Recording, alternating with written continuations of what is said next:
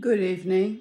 It's 7:39 on the 14th of February 2023, and today at Sacred Space Titania's Realm has been a very unique sort of day.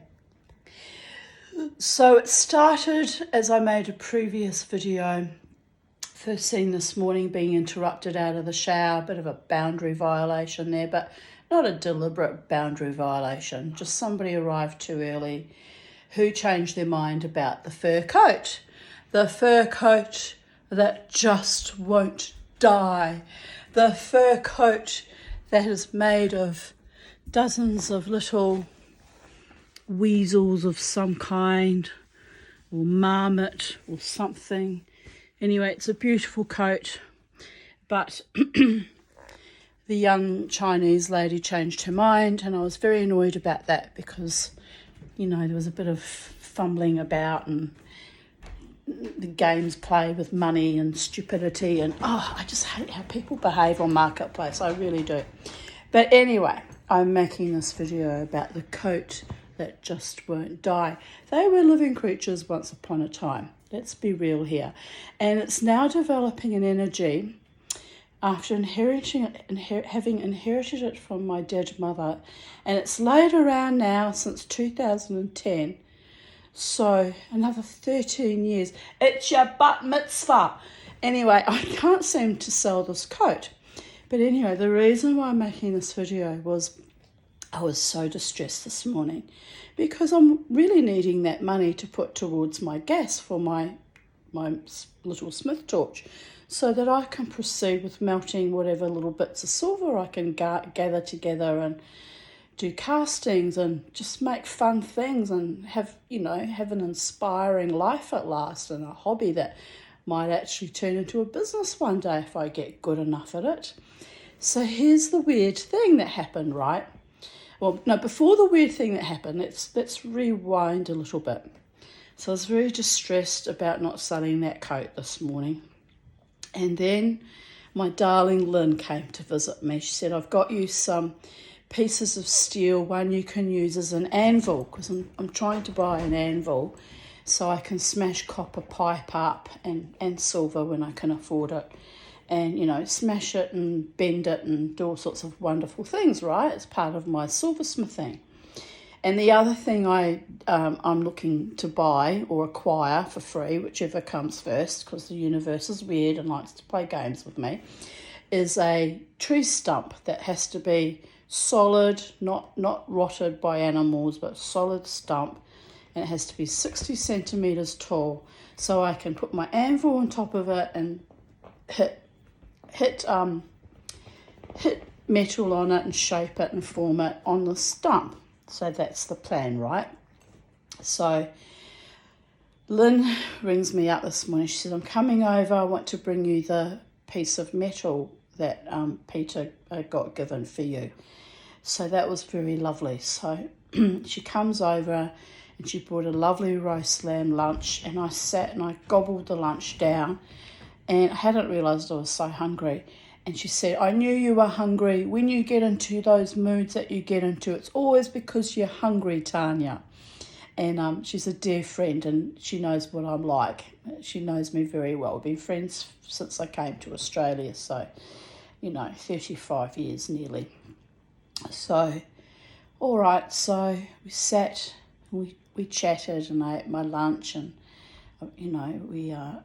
it was so scathing hot, but we could see a storm blowing over, And so eventually Lynn said, oh, well, I've got to go home. I want to get home before the storm, which is, good idea, very reasonable idea, because storms here in Brisbane, in the subtropics can be quite violent with lots of hail. So anyway, Lynn goes home. I go back inside. And I was so depressed about not selling this bloody coat, right? So I thought, I'll go and I'll have a little lie down. It'll do me power of good, have a little rest and go to ground for a while. So I was listening to a wonderful YouTube video. I'm watching Björn talks. Björn's in he's a Viking in Norway, and he he's down to earth and realistic, and he gives wonderful talks, and I find him quite interesting. So I was actually listening to him and drifting in and out of sleep, not really asleep, but just sort of snoozing in and out of consciousness. And then it came bucketing down. It poured down, the storm rolled through, and the rain was intense and the wind was intense, and there was actually hail, and I thought, oh no, my car's outside. I hope I don't get hail damage. So I'm looking out the window, and the hail was small hail, so I wasn't too concerned about that. Anyway, what could I have done anyway in the middle of a hailstorm? If it was big hail, it would have been a disaster. But it was fine. It was just little specks of hail. And even my neighbour across the road was watching the storm too, probably worrying about his car. Anyway, so I lie back down and I sort of just lay there resting. And the storm ended, and the air was sweet and cool and fresh. So I thought, oh well, all of a sudden it came over me. I thought, now that the air is sweet and cool and fresh and I've had a little rest, I'll go out and I'll smash up that hutch dresser that's been lying out for several weeks, because I replaced it with another cabinet I bought, and I thought, well, I'll put that out, smash that up and drag the wooden back into my property. Up the back I had to drag it for firewood, because occasionally once a month I like to do full moon, ritual fires, which I haven't really been doing because it's been too hot to light fires. So anyway, I've put the firewood up the back for the next time. It's a perfect evening for a fire, right? And I just finished putting all that inside, and it was so lovely. And my neighbour on the other side, Rob, came home from work, and he could see me struggling, smashing up this piece of furniture and dragging it. And he just sat in the car and watched, and then gave me a sweet little wave, Men are depraved, aren't they? The sight of a woman bending over with a massive 2-pound mallet, smashing up furniture on Valentine's Day, feeling a little bit berserk and a little bit homicidal. It just stimulates them on some level. I don't know why. So anyway, I thought, thanks for the help, dude. Honestly, they're just so crass at times. But to be fair, he has helped me in the past. He did help me one time drag in a piece of furniture, so he knows what I'm like. I get a bee in my bonnet and off I go. And, it can either be dragging pieces of furniture in or dragging pieces of furniture out and then smashing them up, because no one wanted it. It'd been lying out there for weeks. I was hoping it got a second life, but no one seemed to want it. And anyway, it'd been out in the rain and it had started to fall apart, so it was only good for firewood anyway now. So there was that. So I come in with my 2-pound mallet, put that away, and I go to check my phone. And would you believe it? This was the unique, the magical, the unusual part. There's a message from a lady her name was Inga, and she says, I'd like to come and try on the coat if that's okay this evening. And I'm thinking, it's a bit sudden. Anyway, I said, yeah, sure. I said, let me know what time. She said between 6 and 6:15. Well, by the time I'd seen the message, it was like 8 minutes to 6. So they must live close by in the area somewhere. I didn't actually ask them. I just assumed they're close by, I said, sure, that you're welcome. So anyway, they arrive, and they get out, this couple, Inga and her husband, and very nice people. And they come up the steps, and as they get to the stairs, she shook my hand. She said, my name's Inga. I said, yes, and you would be German. She says, oh, yes, in my ancestry. I said, yes, I can tell immediately with a name like Inga. The husband says, I'm more German than her. I said, oh, are you, darling? He says, yes. She said, my mother was German. I said, so was mine. So anyway, he looked at me, we were smiling. Anyway, they come in. I said, if this coat fits you and if you like it, it's the perfect match. She said, oh, why? I said, well, my mother was German And I said, it will be going home to a German family, somebody from Germany. So they were laughing about that. Anyway, they were such a delightful couple. So she tried the coat on, but the coat, I put in the ad that it's size 14 to 16 because I'm an 18 and it's too small for me. And she was about a 16. It was actually a bit small on her. And she was so disappointed. She said, it's such a good price, Tanya. Like, it's well priced and it's a lovely coat. And I said, well, the young Chinese lady this morning didn't want it because it's patchy. I said, but here's the thing. I said, the coat has to be about 100 years old. And I said, and by the way, darlings, I said, by the time you get to be 100, we're all a bit patchy. I said, my hair's starting to fall out as we speak, and I'm doing this again. We're all patchy. And the husband was laughing. I don't remember his name. I didn't catch his name, but nice man, lovely man. Anyway, lovely couple, both of them. They were sweet. Anyway, so then she says to me, I was getting madder by the moment because it's very freaking hot in this house.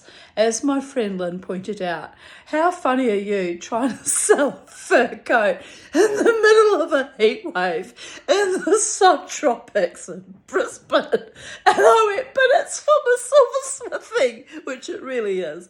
So anyway, we're laughing about that. Yeah, that is a bit kind of incongruent when you think about it. So I asked Inga, I said, oh, are you planning to go to Germany in winter time? She said, no, we just both want to have a fur coat. So I looked at them a bit weirded out. And she said, a real fur coat. We want a real fur coat. And I said, oh, well, it's a real fur coat. She said, oh, it's a bit coarse, the fur. Well, it is. It's a bit, pardon me, it's a bit coarse and a bit brittle with age. And it might have been that kind of fur in the beginning. So I explained to them that my father-in-law was Jewish, and then I said he was a farrier, and then the husband looked at me and I went, no, sorry, I've mixed my words. I said, he wasn't a farrier. I said he was a furrier. And I said, there's no label on it. I said, but I guess if they're handmade, they didn't always put a label on it, like a brand name. And the husband said, yes, that would be right. And he said, did your father-in-law make this? I said, no. I said, no, he was a furrier, I said, back in Poland and initially in New Zealand. I said, but he went into making modular furniture and became quite wealthy from that. I said he was making the most beautiful Art Deco nudes that hold up tables and lamps. And I said, he made the most beautiful things. I said, when he died, people went insane to buy their furniture because it was all done in the Art Deco style. I said, it sold like hotcakes. Couldn't get enough of it. I said, so he was a brilliant modular furniture maker. So the husband was quite impressed by this. So anyway, we were talking and she tried the coat on. She said, oh no, it's a shame. It's not comfortable. It doesn't fit over my shoulders. It's too tight. She said, why don't you try it on to the husband? He says, oh, do you think I should? And I said, look, I don't want to be gender biased. I said, men wear fur coats too in Europe. I said, why not? I said, if you want a fur coat, why can't you have a fur coat too? And so he tried it on and it actually looked really, I said, look, I'm not trying to sell it, force it on you. I said, but actually looks really nice on you. And he was like, oh, does it? And he was like, I don't know what the deal was with that, but he was actually I think he was quite liking the coat actually on some level. So anyway, and the wife's Inga we were trying to close up. She said, does it fit over you? Does it close up? It did actually close up over him. But I had my hand on his left breast, like with my right hand here. And I'm like, and I turned to Inga and I said, oh, I'm so sorry, Inga. I know it's Valentine's Day and I might be a bit lonely. I said, I promise you though, I've got my hand on your husband's right breast. I said, but I'm not trying to seduce him or anything. There was a little clip on the coat. I said, there is a little clip there hidden in the fur and that's what I'm feeling for so we can close the cut up. And he goes, oh, I don't mind at all if you have your hand on my left nipple. And he was like, they both had this delightful, irreverent sense of humour. Like, they were just delightful, this couple. Anyway, so I don't even fucking care that I didn't sell the coat to them, because they were such fun. We had such a good time together. Oh, that sounds weird, doesn't it? But in a platonic, pleasant way, you know. So anyway, I must come with a warning label, people. It's Valentine's Day. It's Valentine's Day, and the coat that will not sell is haunting me forever. So anyway, so here's the funny thing, right? So we get to talking, and she said, he's wearing the coat. I said, go and look in that mirror, have a look at yourself. I said, I like it on you, but I said, it's up to you if you want to buy it. I don't really care, you know. I said, it's hot, and it was seething hot in my house. I had all the windows open. I even had to put the aircon on. And so we got to talking, and I said, oh, I'm wanting to sell the coat. I said, because I'm wanting to buy tools and equipment. And I said, gas, I said, for my silversmithing. And they said, oh, you do silversmithing? I said, yes. And she says, oh, I love your tapestry. She's looking up at my tapestries. I said, yes, I did that one, and my mother did that one. I said, if you're interested in buying tapestry, I could be persuaded to sell them. I've got some put away that I said, I don't think I'm going to do. It's such a lot of work, and I'm more focused on the silversmithing now. I said, but I did a lot of tapestries in my youth, you know. I said I did a lot of artistic and creative endeavours for which no one appreciates and no one will pay you for. And I said, I made a video this morning about that, feeling quite distraught, how devalued and undervalued all my work, my life's work is. And she said, did you? I said, yes. And I swore, and I'm surprised that I'm getting away with it because they don't like the swearing. I said, but I am not a prisoner of anyone. I'm a free person, and I express myself freely in my own style. And I said, so there is that. Anyway, so they were laughing. They thought that was hilarious. Anyway, the husband says to me, oh, you do silversmithing. I don't even know how we got onto that subject, actually. I said, oh, yes. He said, oh, do you do casting of silver? I said, is that what you need the gas for melting silver?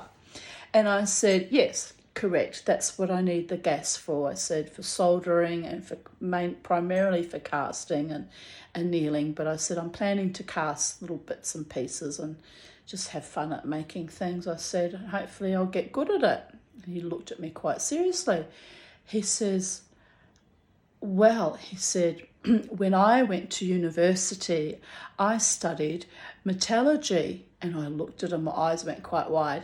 He said, I'm actually a metallurgist. And I'm looking at him because it was a bit weird. Here he is, half German with a German mother and a metallurgist, which is, you know, silversmithing's a very similar thing. It's a metalsmith working with metal. So, but probably a bit more advanced knowledge than that, you know, because a metallurgist would study all the processes to do with metal. So I'm looking at him a bit in amazement. And the wife said, yes, I studied silversmithing at TAFE. She says, have you done a course? And I said, no.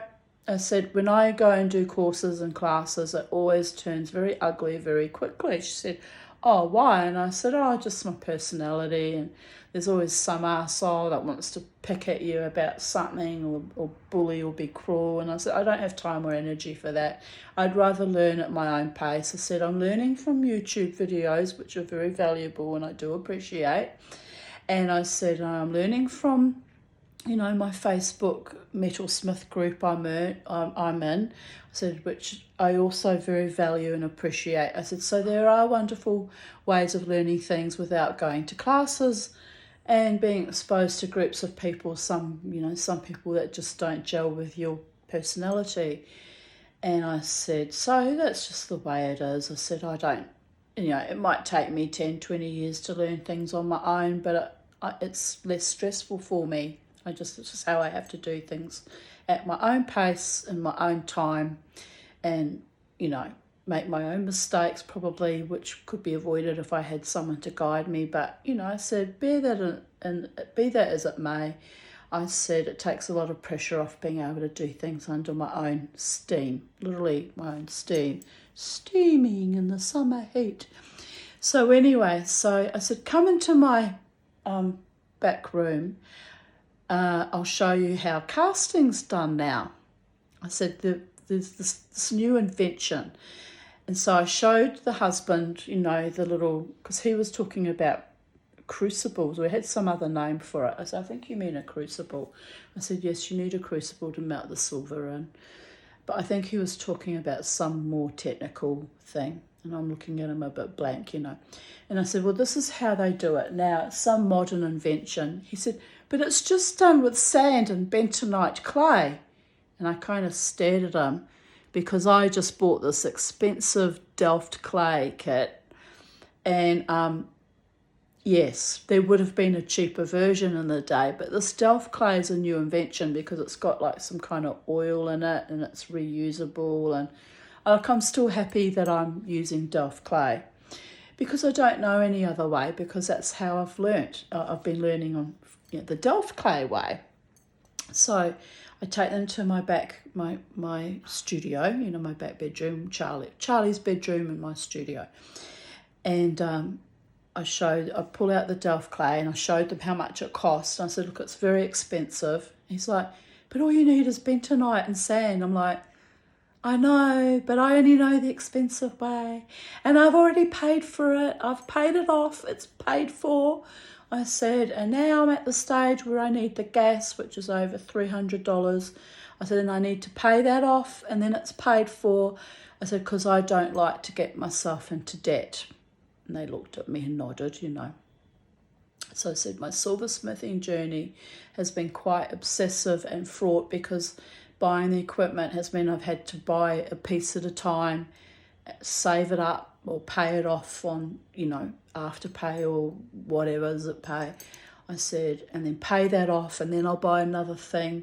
And it's been a very gradual process because that's the only way I can do it with my limited funds, you know.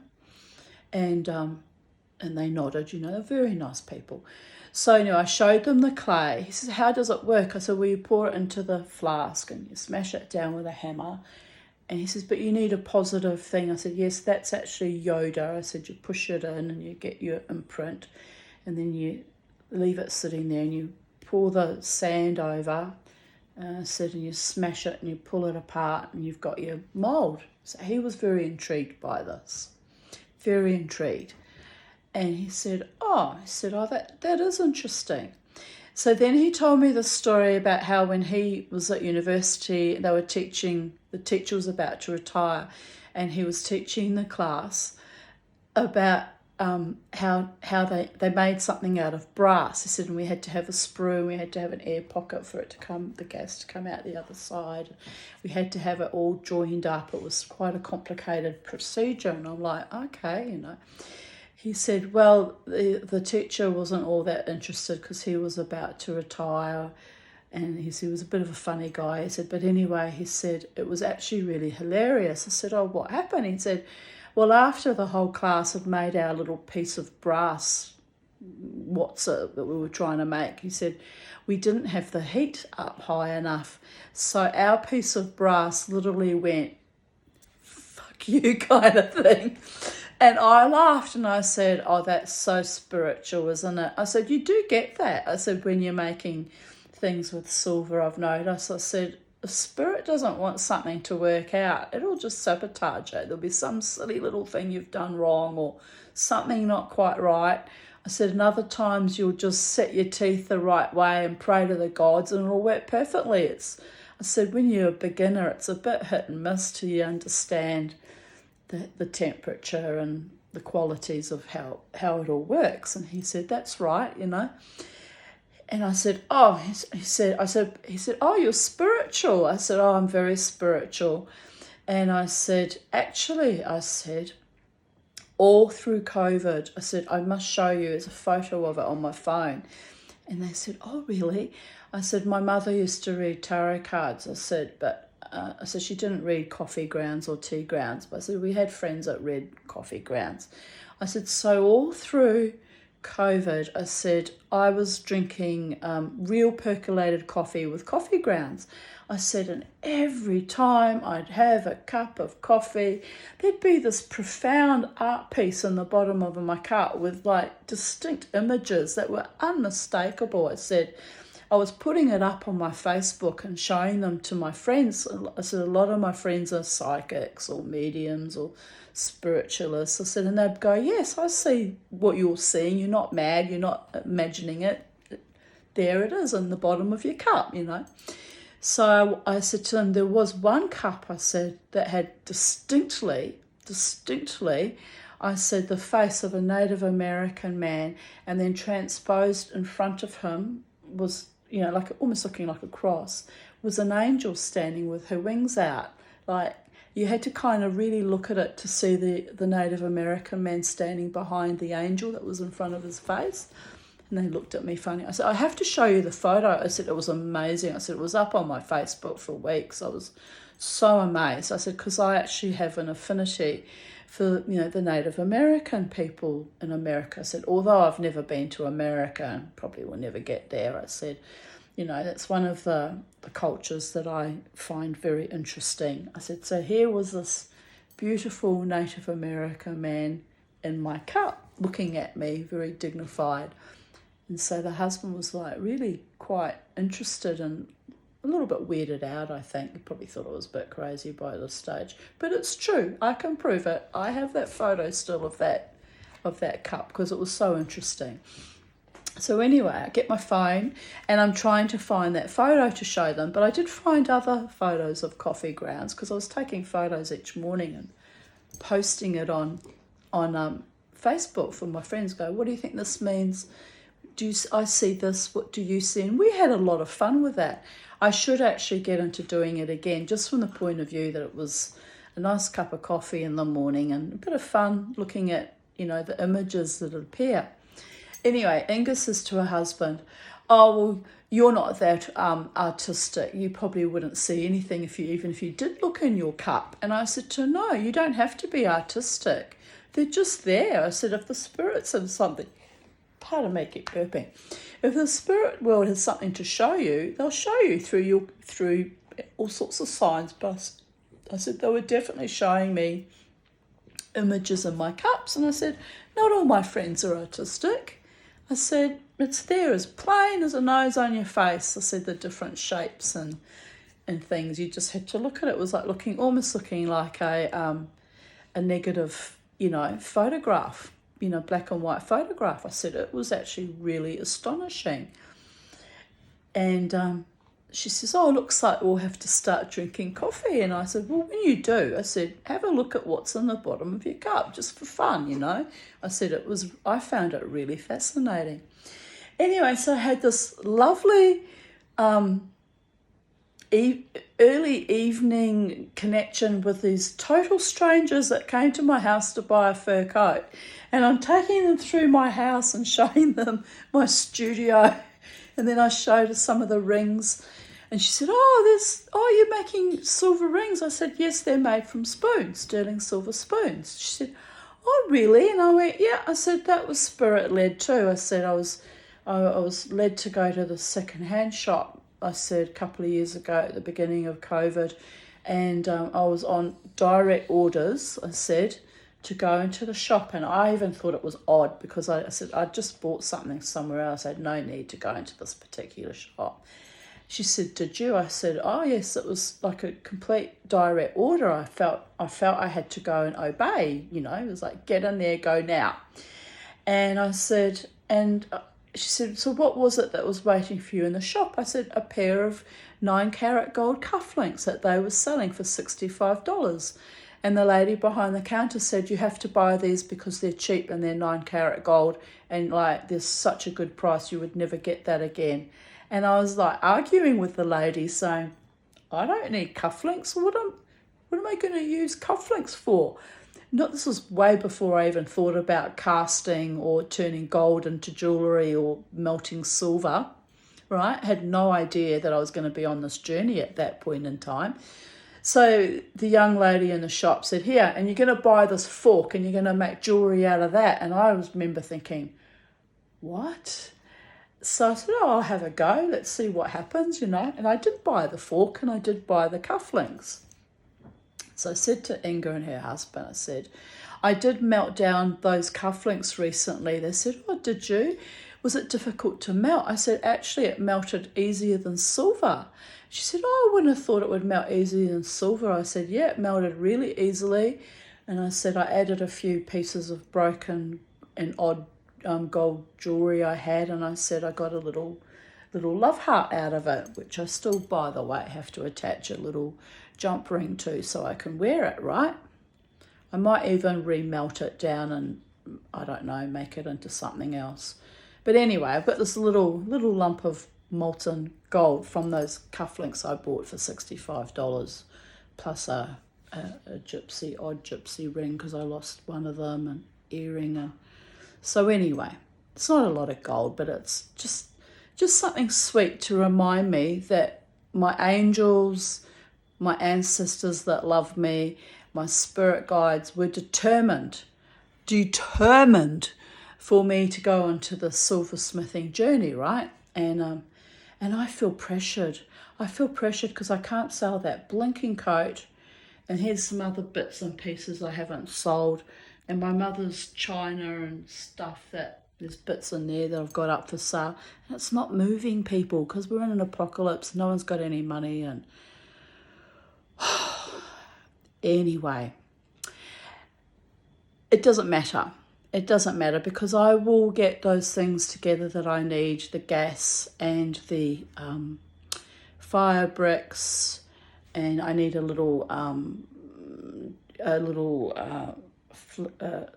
flint thing so I can light my torch with. So I'll get those things together. I've got all the things together that I've needed. It's taken me 2 years because I started this in January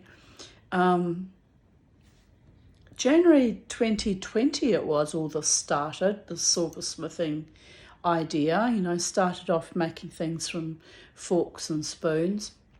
So, I'm still got a long way to go, but, I'm getting better at soldering, and I'm very proud of that because that was so frightening. In the beginning, I was so frightened. I used to sit there with my little butane torch and I would just shake with fear, like, I'm never going to be able to do this.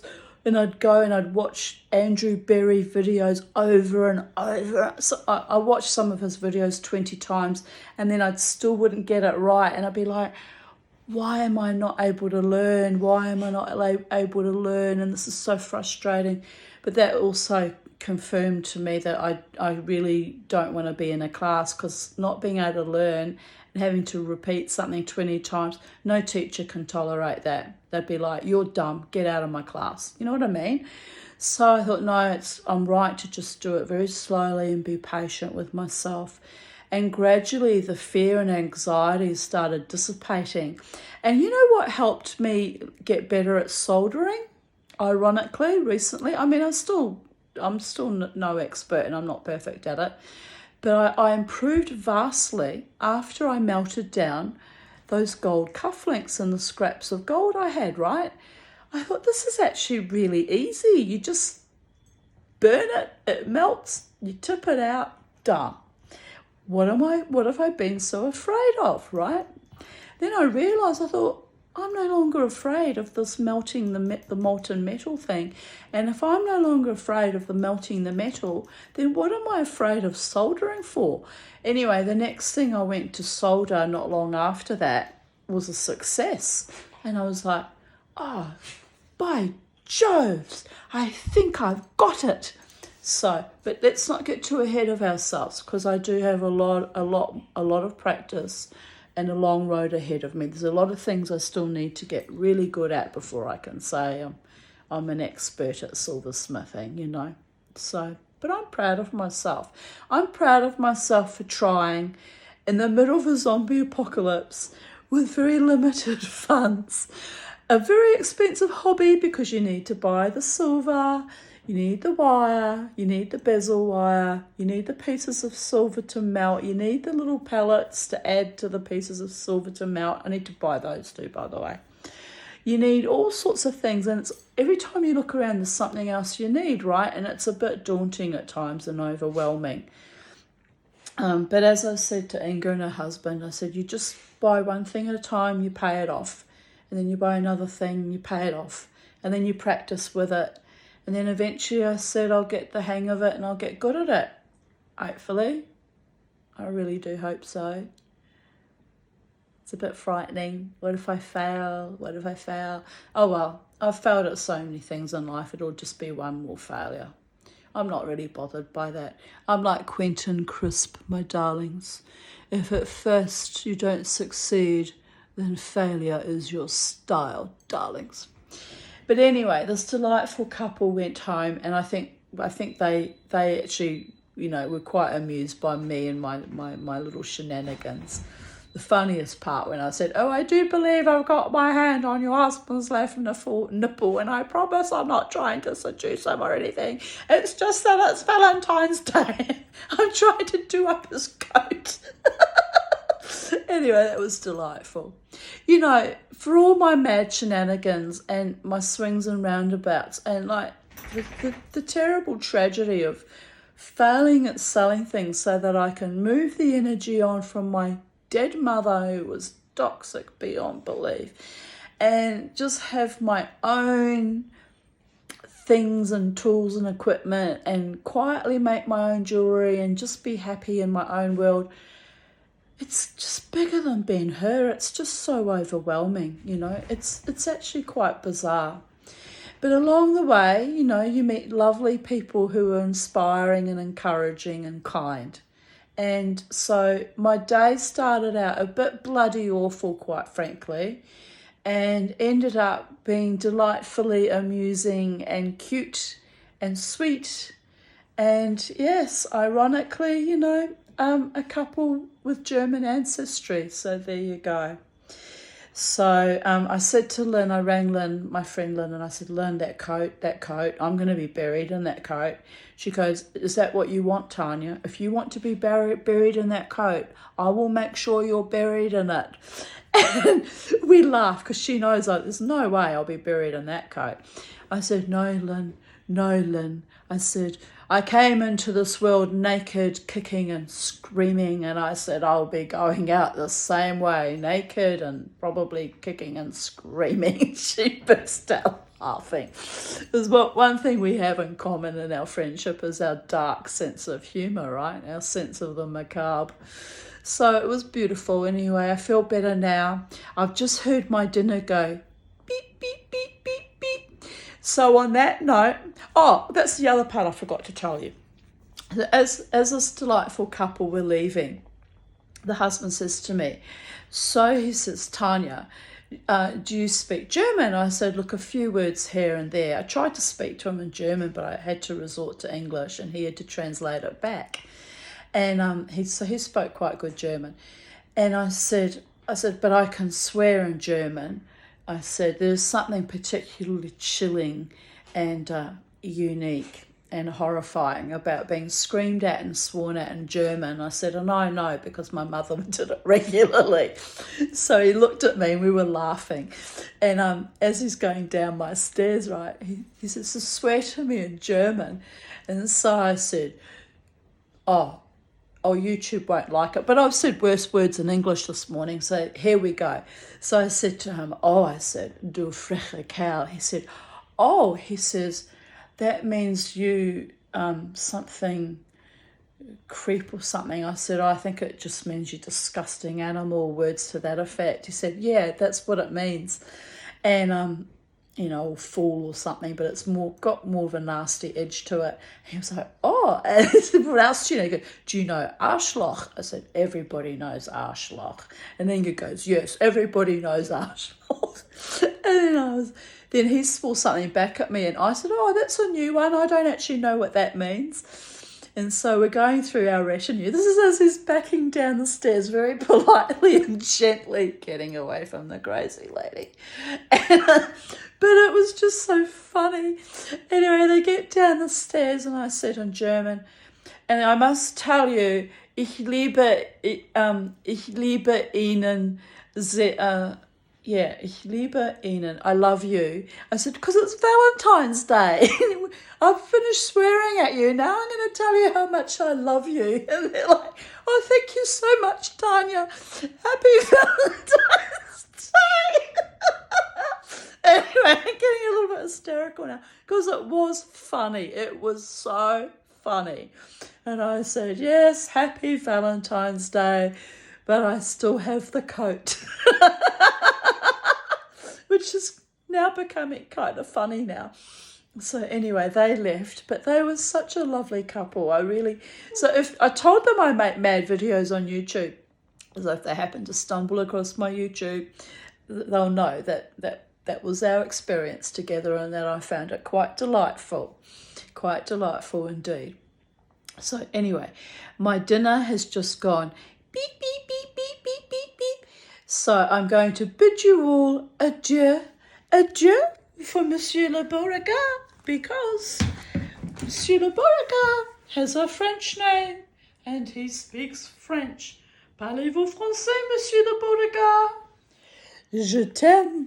Je t'aime, mamanty.